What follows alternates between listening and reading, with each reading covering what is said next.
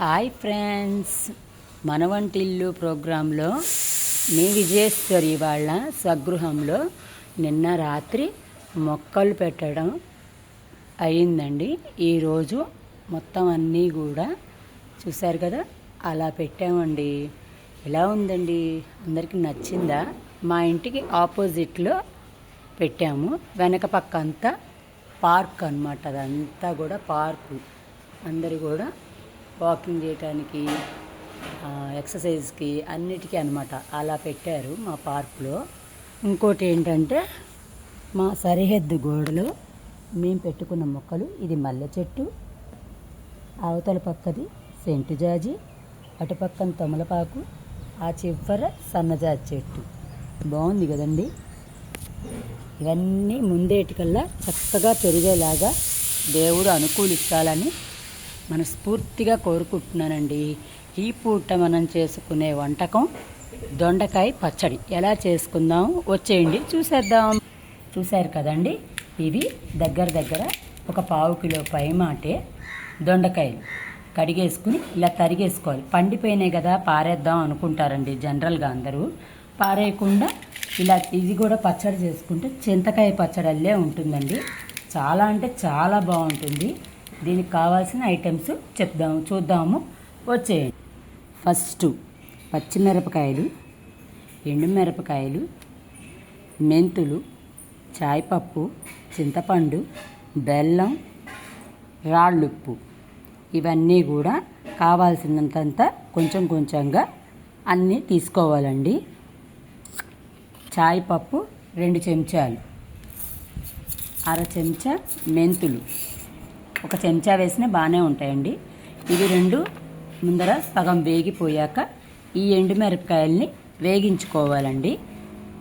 చూసారు కదండి, ఈ దొండకాయలన్నీ కూడా చిన్న బాండీలో కానీ కుక్కర్లో కానీ కొంచెం నూనె వేసి, 1 చెంచాన్నర నూనె వేసి, ఇవన్నీ వేసేసి అందులో 1 అర స్పూను ఉప్పు వేసి, ఉప్పు ఇప్పుడే ఎక్కలేదండి, వేసినా బాగానే ఉంటుంది. కొంచెం పసుపు వేసేసి మూత పెట్టేసేయండి.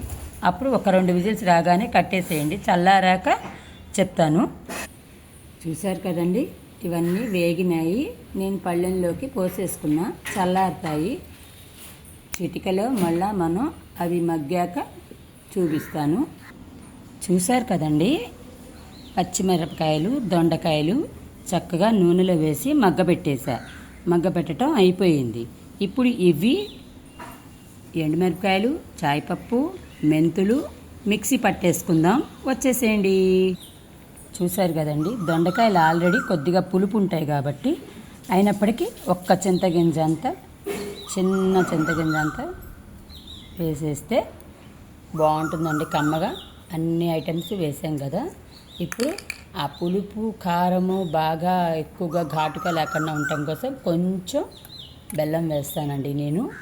ఇప్పుడు దీనికి తగ్గట్టుగా ఉప్పు. చూశారు కదండి,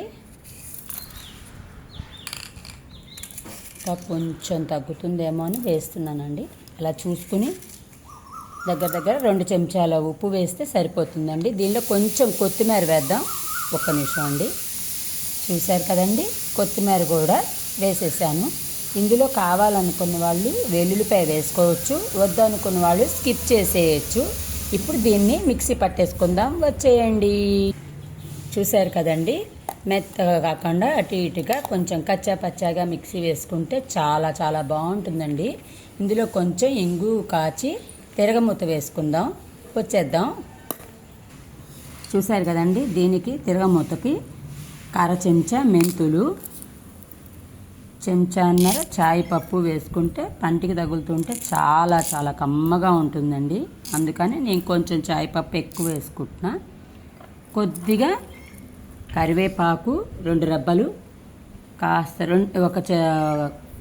1.5 ఎండుమిరపకాయని ఇలా కట్ చేసుకుని ముక్కలుగా కరివేపాకులో వేసేసుకుందాం.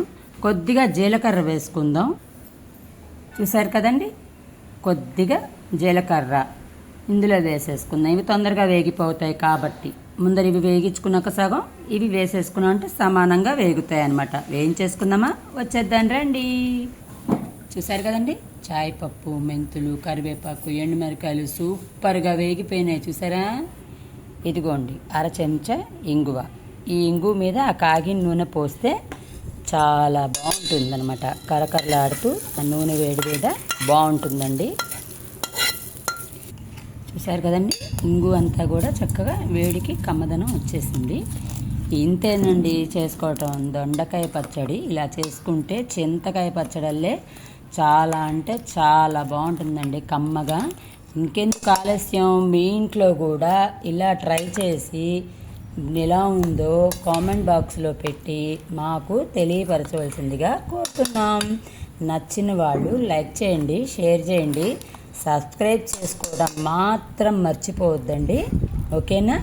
బాయ్.